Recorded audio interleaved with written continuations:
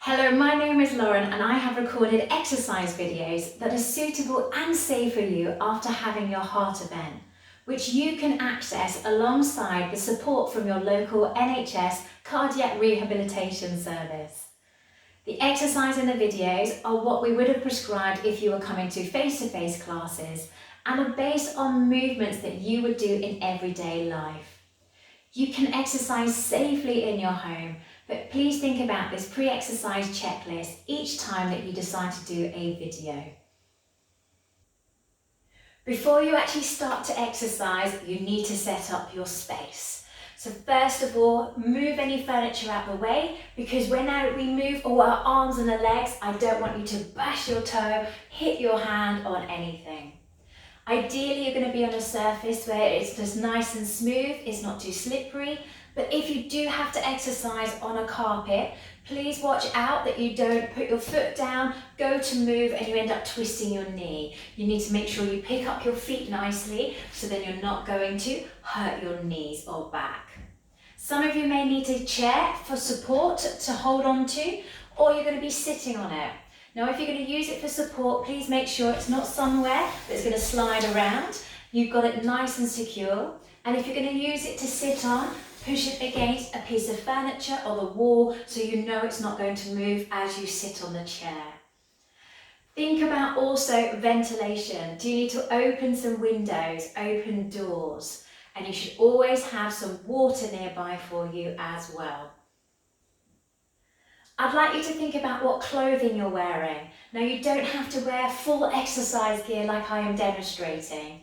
One thing that is very important that you do wear some shoes, preferably trainers, but shoes that do actually cover your foot completely and support your ankles. That's really important.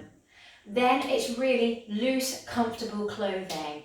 You want to be able to wear layers, so when you get really hot, you can lose a layer, and as you cool down near the end, or if it's still a bit chilly when we start to warm up, you can have an extra layer on, and then you can take them on and off. So please think about what you're wearing when you're exercising.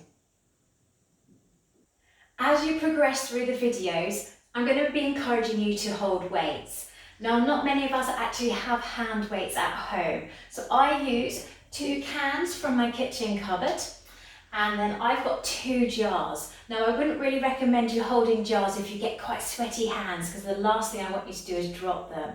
So if you have anything, some water bottles, and just fill them with water, and so you've got those, and as long as they're a nice comfortable grip for you. I do have some actual heavier weights, but as I said, only use them if you've got them handy. Don't worry about going out and buying them. Then some of you may have been prescribed a resistance band by your cardiac team. There's lots of exercises you can do with these, so please ask them to demonstrate variations to what I do in the classes. I only use weights. Now, when you are using the weights, please don't put them on the floor like I have, because then you've got to bend down and get them. Have them somewhere a bit higher, maybe on a table or a chair, that you can just come and take them when you want to and put them down, so it's a lot easier to do. When you are exercising, it's really important that you can monitor yourself. So we've got different ways of doing that. Please do make sure you watch the video about the RPE scale, the rating of perceived exertion.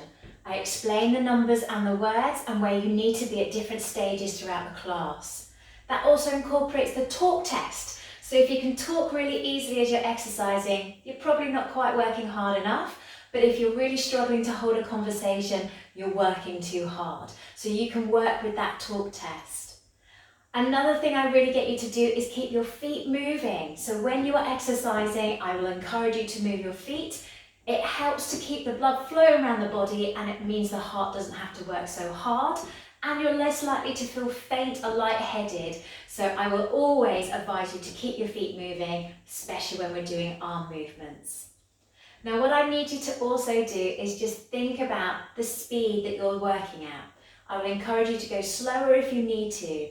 I'm going to give you a little example about what to do if you still start to feel a little bit tired. So say we're doing some half jacks. So we've got arm and leg out, and there's a good pace going. If you're starting to get tired, first of all, start to slow it down so you don't go as fast as I'm demonstrating in the video. If you're still feeling a bit tired, stop any arm movements. Every time you use your arms, it makes the exercise more difficult. So if you can keep the legs going, fantastic. But you may still feel really still tired and it's a bit too much, so you're going to stop the legs and just keep your feet moving. It can be a small movement, but they need to be moving. You may actually feel like you just need to hold on to something, the wall or anything as well. Now, if you haven't got to the stage where you've recovered enough to join back in, and if you join back in, it might be, again, at a much lower intensity, a different speed, so you're not going as fast. But if you feel that you're still not recovering, then take a seat, but keep those feet moving still, even when you're sitting. You can be wiggling your toes in your shoes. When you feel you have recovered, then get yourself back into the class, but just take it a little bit easier.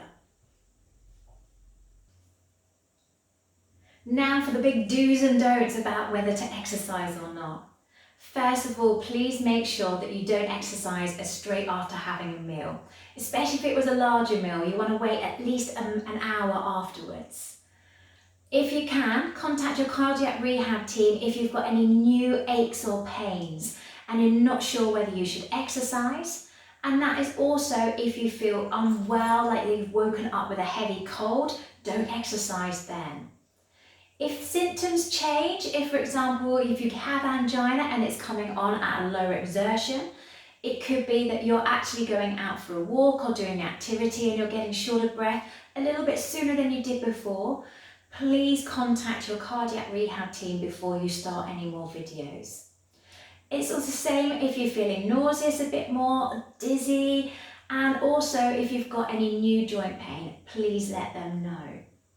Now, if you do have high blood pressure or you're diabetic, please make sure that you do monitor yourself before you start the class and make any adaptations that you have been advised to by your cardiac rehab team.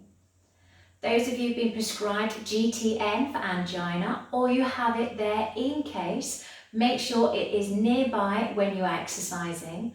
And if you feel that you need a mobile phone or a phone nearby so you can phone anybody in an emergency or have somebody else in the room or building, then please make sure that is all set up before you start the class. And lastly, please have fun.